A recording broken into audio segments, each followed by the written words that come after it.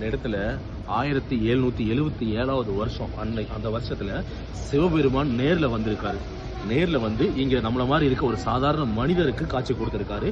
அப்படி சிவபெருமான் நேர்ல வந்து அந்த இங்க இருக்க ஐயன் அப்படிங்கிற ஒருத்தருக்கு அவர் பஞ்சாட்சர மந்திரத்தை கத்து கொடுத்திருக்காரு. அதுக்கப்புறம் இங்க இருக்க இந்த இடம் எங்க இருக்குன்னா பல்லடம், கோயம்புத்தூர் மாவட்டத்தில் பல்லடம் பக்கத்துல வாழைத்தோட்டம் ஐயன் கோயில் அப்படின்னு சொல்லுவோம். இந்த இடத்துல வந்து இந்த ஐயனுக்கு சிவபெருமான் நேர்ல காட்சி கொடுத்திருக்காரு.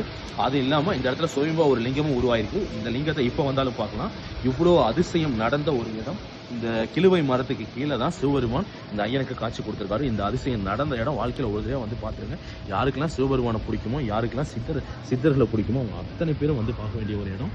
சொல்ல போனா இந்த கிழுவை மரம் அடிதான் கோயிலோட கருவறை. அந்த கருவறையில பாத்தீங்கன்னா சுயம்புவா உருவான லிங்கம் இருக்கு. உண்மையிலேயே சிவபெருமான் வந்துட்டு இந்த இடத்துக்கு நேர்ல வந்து காட்சி கொடுத்திருக்காரு. யாருக்கெல்லாம் கடவுள் நம்பிக்கை இருக்கோ, சிவபெருமானை பிடிக்கும் அத்தனை பேர் வந்து இந்த இடத்துல அவரை வந்து பாத்துருங்க. அவ்வளோ அதிசயம். இந்த இடம் ராகுக்கு எது பரிகார ஸ்தலம் அப்படிங்கிற அர்த்தம். அதெல்லாம் தாண்டி அத்தனை விதமான தோஷத்தையும் ஜாதகர எல்லா தோஷத்தையும் நிவர்த்தி பண்ணி கொடுக்கும். நன்றி.